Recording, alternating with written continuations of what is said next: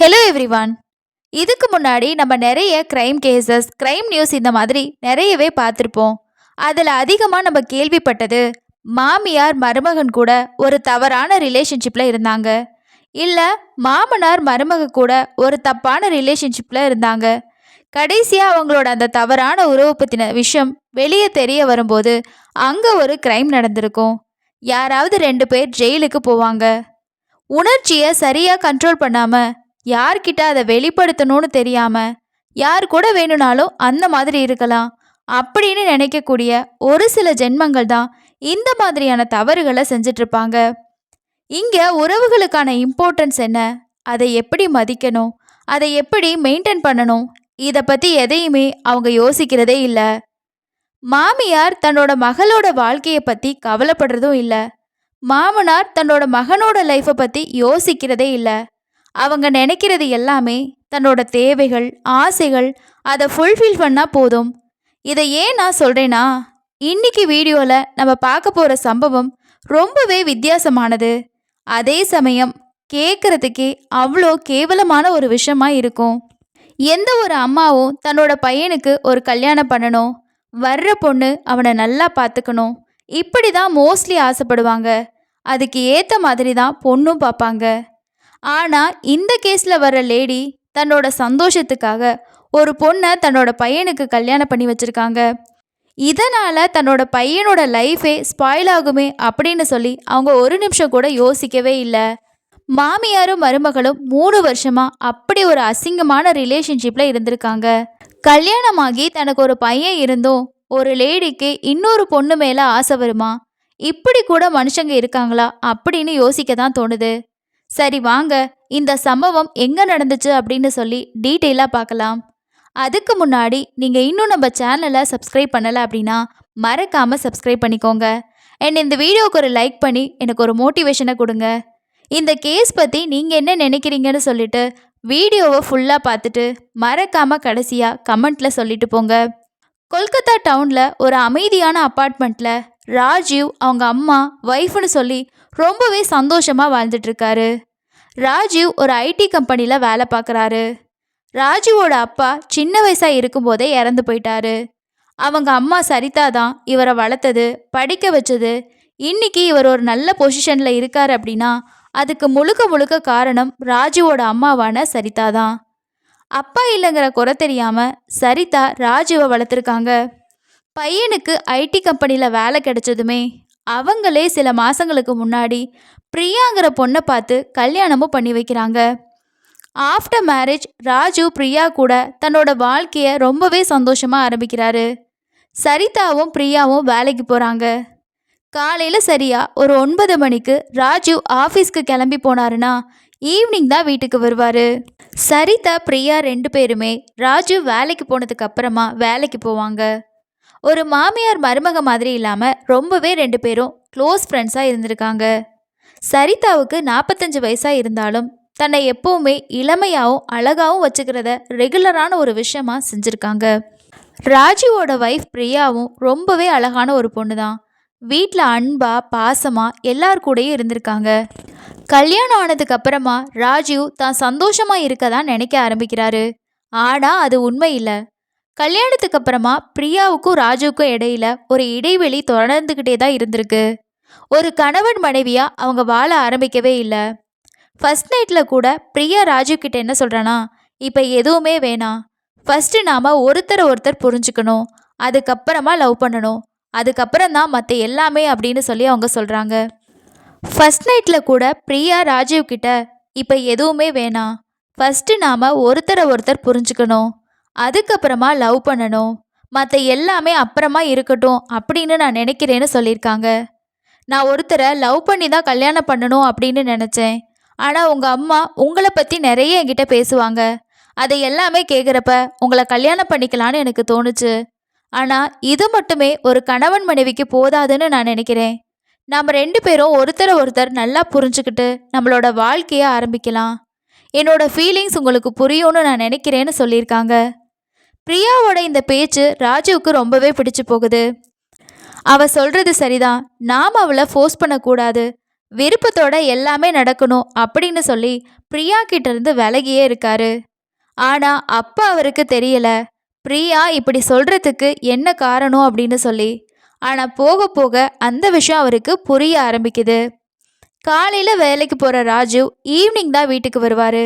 Evening வீட்டுக்கு வந்ததுக்கு அப்புறமா பிரியா கூட டைம் ஸ்பெண்ட் பண்ணணும் அப்படின்னு சொல்லி ஆசைப்படுறாரு. அம்மா கூட ஹாலில் சாப்பிட்றப்ப வைஃப் கூட அவ்வளோ க்ளோஸாக பேச முடியாது. இதனால தன்னோட மனைவிக்காக அவர் பெட்ரூமில் காத்துட்ருக்க ஆரம்பிச்சிருக்காரு. ஏன்னா பெட்ரூமில் தான் நமக்கு ப்ரைவசி இருக்கும் அப்படின்னு ராஜன் நினைக்கிறாரு. அதே மாதிரி வைஃபுக்காக நைட்டில் பெட்ரூமில் வெயிட் பண்ணவும் செய்கிறாரு. ஆனால் அங்கே தான் அந்த விஷயம் நடக்க ஆரம்பிக்குது.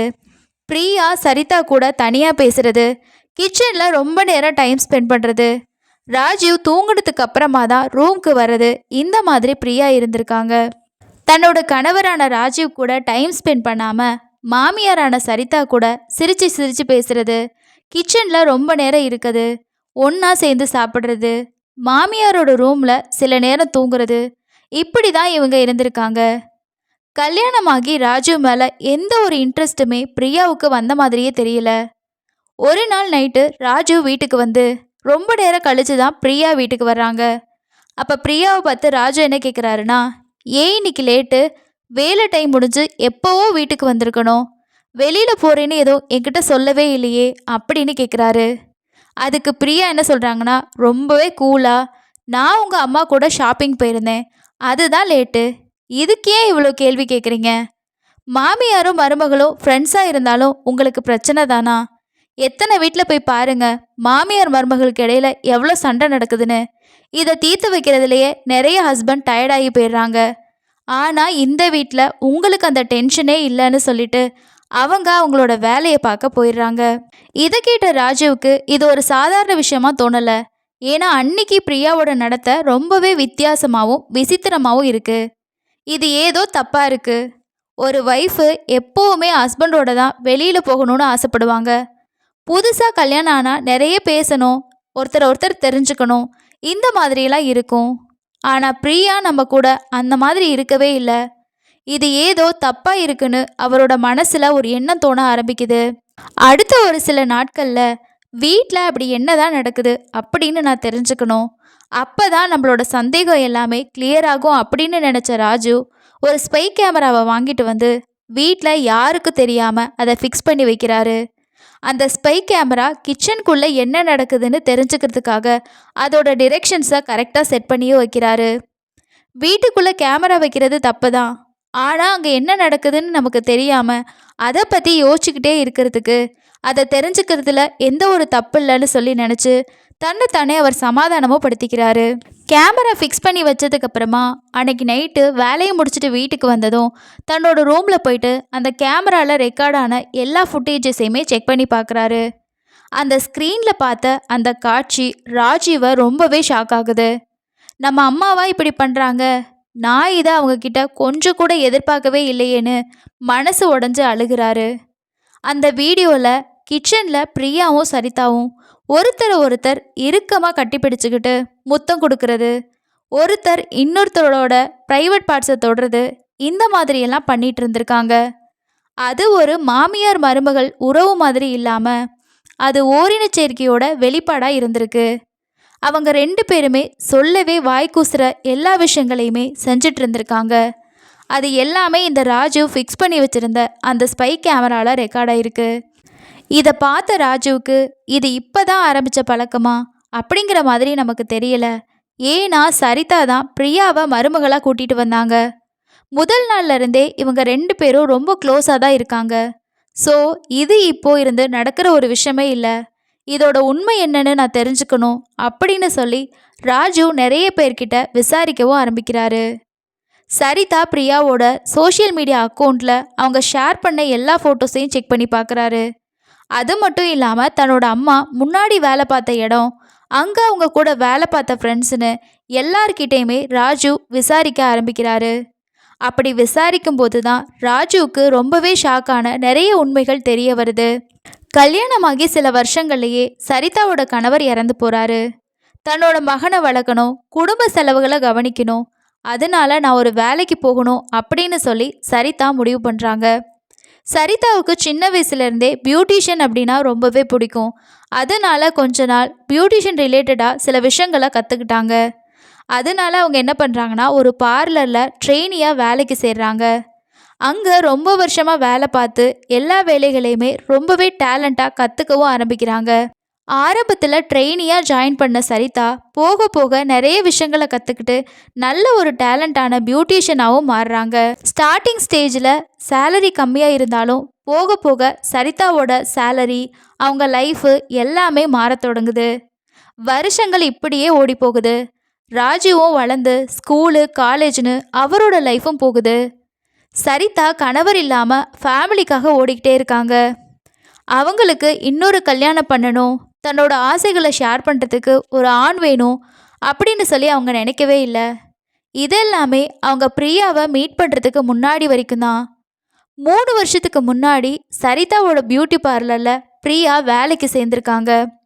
சரிதா ஸ்டார்டிங்கில் எப்படி ஒரு ட்ரெயினியாக அந்த பார்லருக்கு வந்தாங்களோ அதே மாதிரி இப்போது பிரியா ஜாயின் பண்ணியிருக்காங்க. சரிதா தான் பிரியாவுக்கு ஒவ்வொரு விஷயமா சொல்லி கொடுக்க ஆரம்பிச்சிருக்காங்க. ஆரம்பத்திலருந்தே பிரியா சரிதா கூட ரொம்பவே க்ளோஸாக பேசி பழகவும் ஆரம்பிச்சிருக்காங்க. பிரியாவோட ஏஜில் ஒரு ஆண் மேலே ஈர்ப்பு வர்றதுக்கு பதிலாக சரிதா மேலே அவங்களுக்கு இன்ட்ரெஸ்ட் வர ஆரம்பிக்குது.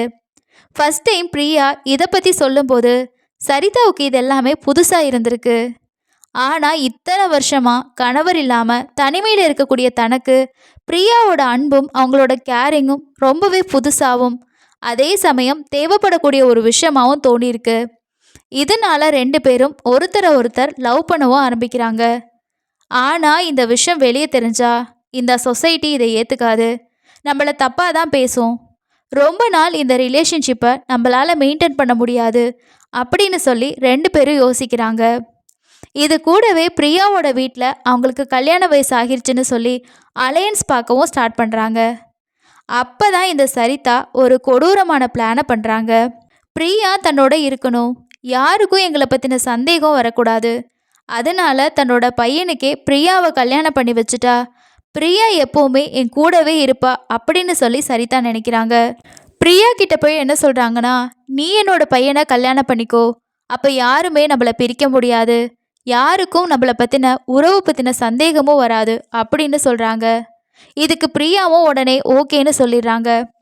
இதுக்கப்புறமா சரிதா என்ன பண்ணுறாங்கன்னா, தன்னோட பையனான ராஜு கிட்ட போயிட்டு பிரியாவை பற்றி பேசி கல்யாணம் பண்ணிக்க சொல்லி சொல்கிறாங்க. பிரியாவும் பார்க்குறதுக்கு ரொம்ப அழகாக இருப்பாங்க. அம்மாவும் சொல்கிறாங்க. அதனால நம்ம பிரியாவை கல்யாணம் பண்ணிக்கலான்னு சொல்லி ராஜு ஓகேயும் சொல்கிறாரு. இதுக்கப்புறமா சரிதா பிரியாவோட ஃபேமிலியில் பேசி ராஜுவுக்கும் பிரியாவுக்கும் கல்யாணமும் பண்ணி வைக்கிறாங்க. கல்யாணத்துக்கு அப்புறமா ராஜு நினச்ச மாதிரி எதுவுமே அவரோட வாழ்க்கையில் நடக்கலை. கடைசியாக எல்லா உண்மையும் அவருக்கு தெரிய வருது. உடனே என்ன பண்ணுறாரு அப்படின்னா, போலீஸ் ஸ்டேஷனில் போயிட்டு நடந்த எல்லா விஷயத்தையும் சொல்லி ஒரு கம்ப்ளைண்ட்டும் கொடுக்குறாரு.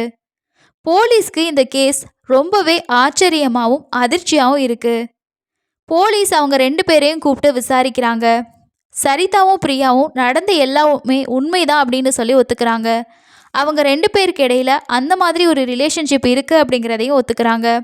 இதனால போலீஸ் என்ன சொல்கிறாங்க அப்படின்னா, நீ பிரியா கிட்ட இருந்து நீங்கள் விவாகரத்து வாங்குறேன்னா கோர்ட்டில் கேஸ் போட்டு நீங்கள் டிவோர்ஸ் வாங்கிக்கோங்க, இல்லை உங்களுக்கு சேர்ந்து வாழ்கிறதுல எதுவும் இஷ்டம் இருந்தால் கூட நீங்கள் பண்ணலான்ற மாதிரி ஒரு சஜஷன் கொடுக்குறாங்க.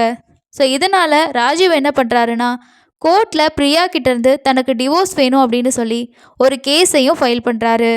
உண்மையெல்லாம் தெரிய வந்ததுக்கப்புறமா இத்தனை வருஷமாக தன்னோட பையனுக்காகவே தன்னோட வாழ்க்கையவே தியாகம் செஞ்ச சரிதா, நானே என்னோட பையனோட வாழ்க்கையை கெடுத்துட்டேனேன்னு சொல்லி அழுது புலம்பவும் ஆரம்பிச்சிருக்காங்க. இன்னொரு பக்கம் பிரியா, நாங்கள் 2 பேரும் உண்மையாக தான் லவ் பண்ணோம், உங்களை ஏமாத்தணும்னு நாங்கள் நினைக்கவே இல்லைன்னு சொல்லிட்டு அந்த வீட்டிலேருந்து வெளியே போயிருக்காங்க. இந்த சம்பவம் ரொம்பவே ஒரு பரபரப்பான விஷயமா பேசப்பட்டிருக்கு. அம்மாவே மகனை ஏமாற்றி மருமகளை காதலிச்சாங்களா அப்படிங்கிற கேள்வி எல்லாரையுமே அதிரவும் வச்சிருக்கு. கூடவே இதை தெரிஞ்ச சில பேர் இதை பற்றி இறக்கப்பட்டிருக்காங்க, சில பேர் இது தப்புன்னு சொல்லி கண்டிக்கவும் செஞ்சுருக்காங்க. ஆனால் இதிலிருந்து ஒரு விஷயம் மட்டும் தெளிவாக தெரியுது, காதலுக்கு எல்லை இல்லைன்னு சொல்லுவாங்க, ஆனால் சில எல்லைகளை தாண்டும் போது அது கொடூரமான விஷயமா மாறுது.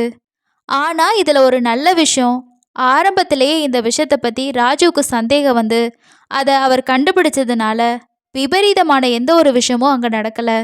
அவர் பிரியா கிட்ட இருந்து விவாகரத்து வாங்கினது மட்டும் இல்லாமல் தான் வேற எந்த பொண்ணையும் நம்ப போகிறதில்லன்னு சொல்லியிருக்காரு. இந்த கிரைமில் சம்மந்தப்பட்ட நபர்களோட பெயர் மாற்றம் செய்யப்பட்டிருக்கு. இந்த கிரைம் பற்றி நீங்கள் என்ன நினைக்கிறீங்க அப்படின்னு சொல்லிட்டு கமெண்ட்ஸில் ஷேர் பண்ணுங்கள். இது போன்ற கேஸ் இதுக்கு முன்னாடி நீங்கள் கேள்விப்பட்டிருக்கீங்களா அப்படின்னு சொல்லியும் ஷேர் பண்ணுங்கள். அடுத்த இன்னொரு கிரைம் சம்பவத்தில் சந்திக்கலாம். நன்றி.